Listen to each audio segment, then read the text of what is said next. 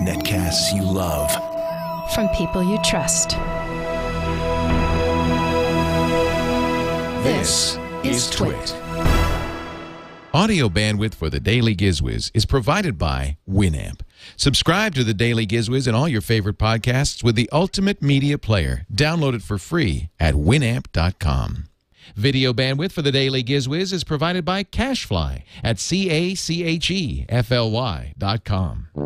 It's time for the Daily GizWiz with Mad's maddest writer, Dick DeBartolo. This is episode 1147 for Tuesday, August 3rd, 2010, the original iPod.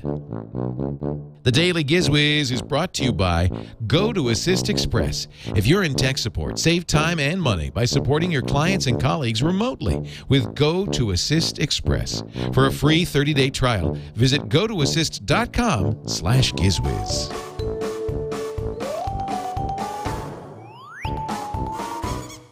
Now, get ready for Dick. Hey, Dick DeBartolo, Mad's maddest writer, and the Giz Wiz. One day a week. It's the newest technology on the planet. Turn the Table Tuesday.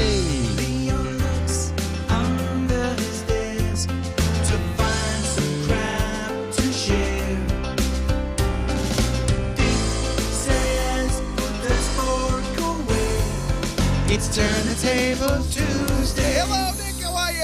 How are you? I'm so excited. I'm good, Leo. So excited. I know. I'm excited, too, because we're reporters. We often get preview stuff. Brand weeks new. Or months before the mere mortals get to see what it is. You do this game with me, and I want to do it with you. I'm going to say the name of this device, and I want you to tell me. I want you to guess. Okay. What it might do. Okay. Go ahead. Yeah, yesterday you did I got my thinking cap on. Yesterday you did the... I'm going to take it off because it's very hot in here. Really, I'll do it without my thinking cap. With that. Yeah, 96 degrees. You don't want a thinking cap on. No. I'm putting on my thinking shorts. Thinking sandals. The name of this device, see if you can figure out what it does, is iPod. I-P-O-D, iPod. iPod. Any idea what that might do? iPod. I know you like coffee. Yeah. Yes. And you sometimes like just a single cup. Yes. And I think you're mispronouncing it. I think it is the one pod. No, it's iPod. Just bear with me a little bit because this is kind of hard to believe. But this thing, about the size of a deck of cards, yes, can hold 1,000 songs. Well. What? Maybe not 1,000. Maybe 500. Can hold a lot of songs. And look, it's got a click wheel that you spin. And here's it even better. Even better. No removable battery. Nice. You never have to worry about the battery falling out. And you know what I hate? I hate when you have to lose those little cards that go in the side.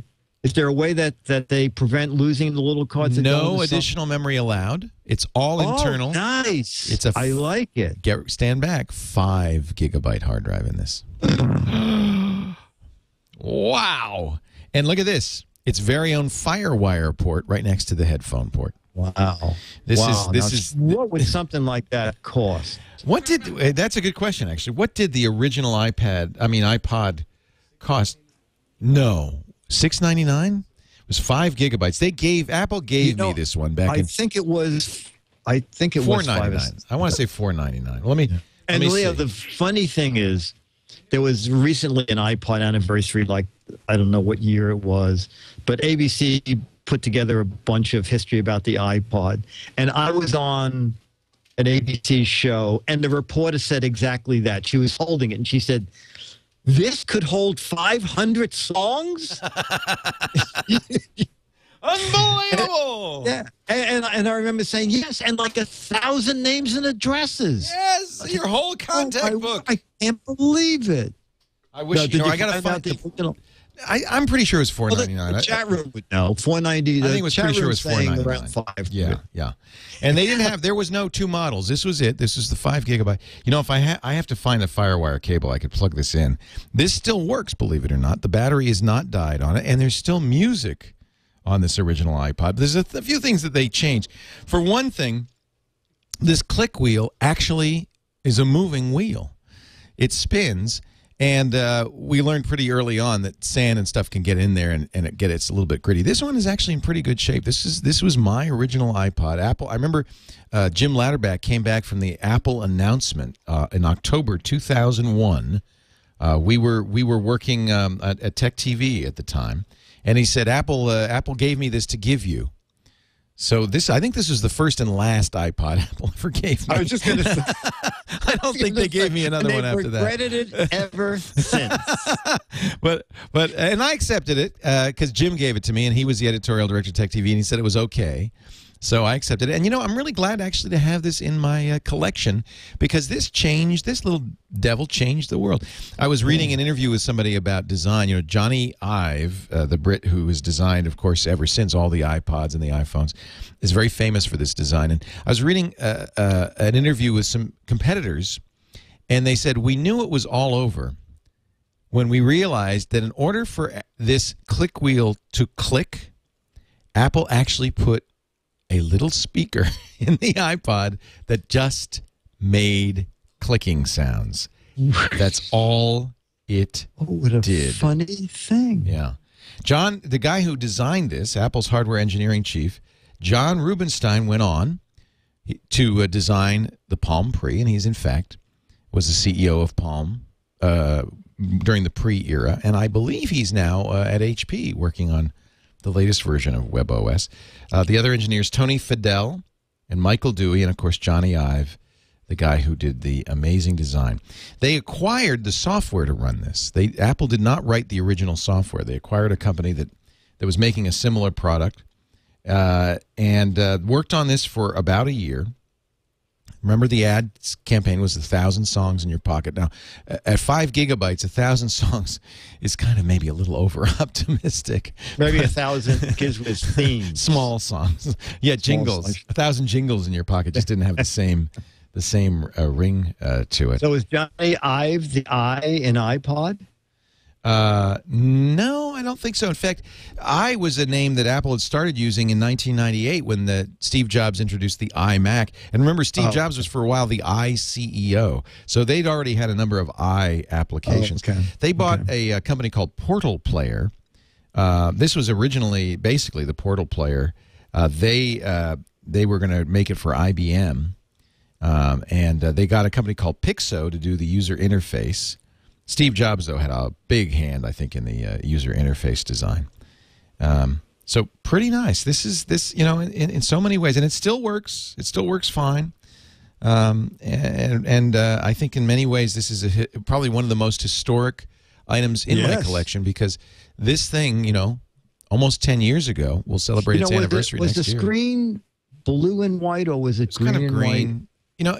I'll tell you what, I'll find a cable for it. I have a FireWire cable somewhere. I need a 6-pin cable. It's the old big FireWire cable. I'll find a cable for it, and I'll power this thing up because I did it a while ago, and there's still, there's still music. I've got KC and the Sunshine Band.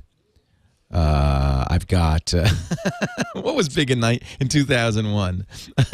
I've got Eminem from the 8 Mile soundtrack. I don't know what's on here. Actually, you know what's on here? A bunch of ABBA music that my daughter put on. Really well, ABBA got big again. Yeah, no, they're big again. So, if you don't mind, I did a little bit of a turn the tables. Oh no, that's good. A Gadget Warehouse Tuesday. Yeah. Yeah. Now, what's the original price on this? $399 for the 5 gig. They later did a 10 gig, which was $499. So this was only $399. But what a revolution. I don't think people realize what a revolution that was. We had seen hard drive-based MP3 players before. In fact, Patrick Norton on the Screensavers had built some for the car. We'd never seen anything this elegant, this easy to use, and this small. So that, in a way, it was impressive. like the Sony when Sony came out with the first Walkman. Yeah. Yeah. It was exactly that kind of real revolution. So there it is, my Turn the Tables Tuesday. Now, before we get to our letter of the week, may I mention our good friends at Citrix and GoToAssist. If you're in the support business, if you're an IT person, a software support professional, or maybe you just keep your family and friends' computers running, you got to know about GoToAssist Express, the easiest way to fix the computer from afar, like a magician. Even if they don't have the software installed, you just send them a link or say, go to gotoassist.com. Here's the message, the support ticket. They enter that number in. 30 seconds later, the software's on there. You're in. You're fixing the problem. You're a hero. And there are things that are designed especially for the support professional. Things like 8 sessions at once, so you don't ever have to wait for an install to complete. You just move to the next session. Unattended sessions, so you don't have to wait for your client to be there to fix their system. That's really handy if you're in an IT department. They have assays that let you know not only what operating system, but what security software and other software running in the background. And by the way, this works on Windows and Mac on both ends, so you can fix a Windows PC from a Mac or vice versa. I want you to try it free for 30 days. Go to gotoassist.com, G-O-T-O assist.com/GizWiz. I love this. I think you'll like it too. Gotoassist.com/GizWiz. Turn yourself into a support hero with GoToAssist Express.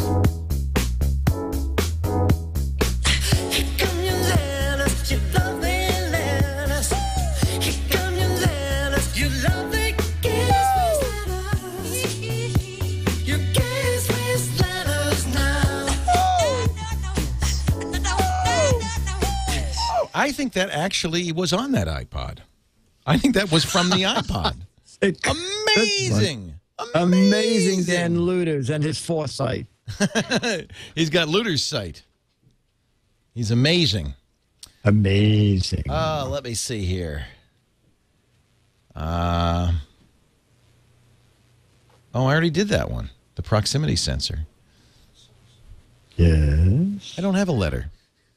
Don't say yes like that. I'm looking and I don't see any new letters. Okay. I have. So you should have a letter for Friday. I have a letter for Friday. Yeah, but I don't want to. I don't want to spoil. No, don't do it now. That's a good letter. That's from Dan Werner. He gave me a new rhyme for you on Friday.